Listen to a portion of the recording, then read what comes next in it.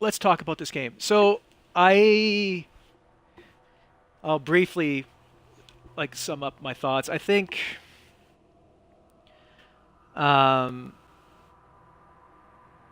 I think it has a really immersive world. I think it has a really big map. I think the game has a lot of sort of endearing soap opera elements and interplay between the characters. Running over zombies never gets old in this game. It's always a thrill to like take any vehicle and just turn zombies into literally into Swiss cheese.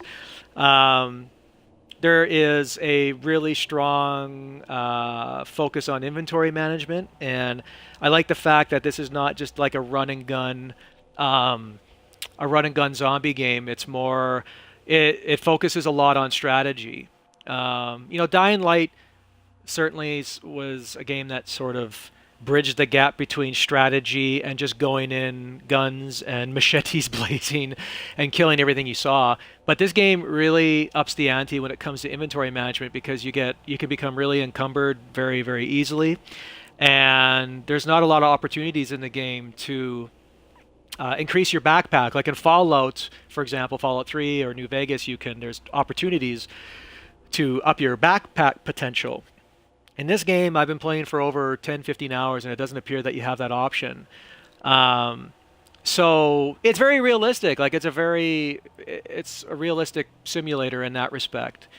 Um, on a negative, though, there's not much of a storyline in the game at all. Like it seems really bereft of uh, any plot threads that would really command my interest going forward. It seems like it really revolves around a lot of, conventions of the zombie survival horror genre. It really doesn't radically reinvent the wheel for me in any way. Um, and of course, you got like the rogue military elements, and you got, is this a disease or is it not? I mean, it's just there's no truly refreshing elements in this game. And the lack of fast travel in the game, it like as you can kind of see based on my stream for the last hour, it's to me that's a real minus. I mean, there's certainly something to be said about exploring the game, um, and it's that sense of discovery that you have with exploring. Uh, but it really could have benefited from a fast travel system because a lot of my enjoyment of the game was sort of wiped clean because oh my god, I got to travel from this edge of the map to the other, and I got to get into a vehicle that may or may not get it there, um, and that really sort of subverted my fun of the game a lot. And again, the characters like the voice acting is really just it's really paint by numbers. I mean, the characters are essentially cardboard cutouts occupying the story. Am I glad I played it? And I'm not finishing the game. I've decided life is too short to finish this game. I definitely did not hate the game. It was 20, I got $20. Like, I got a previously played copy at a game store for like $20. And I think it's on Xbox Live for like $29. It's certainly worth $29. And it's a really decent upgrade and port from the old, because I think it premiered on Xbox 360, if I'm not mistaken. So it looks good.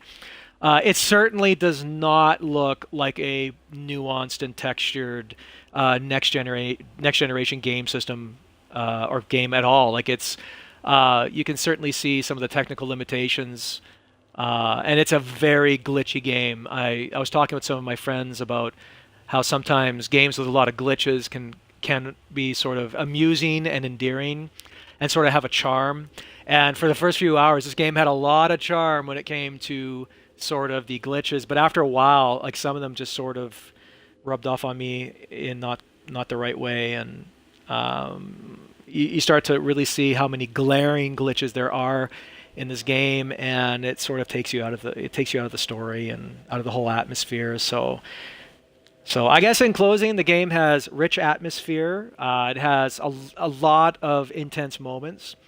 Um, Killing zombies never gets old, and it's got a really strong assortment of weapons and missions, and but on a story level, I think the game is sort of really lacking. And um, after a while, individual missions, they just seem, again, repetitive, and they just seem to regurgitate the same sort of mission parameters over and over again. It's like, go to this house and rescue these people, or go get food, or go get this, and it's like, it's fine, but I just didn't see the rich variety of gameplay that I was expecting. So, um, if I was going to grade this game on a star scale, one being poor, two being mediocre, three being good, and four being excellent, I would, with strong reservations, give this game a 3 stars. I would say I'd be leaning more towards 2.5. Um, but frankly, I'm just not going to finish this game. I don't have, I guess, enough interest in it going forward to finish it. So, or maybe I'm leaning more towards a 2.5 star review. I think it's fun in small packets, but the sum of the awesome few parts don't make for a truly compelling whole. So there you go. I am done with this game. So thanks for everyone that tuned in. And next week I'm playing Mad Max, and it's going to be awesome.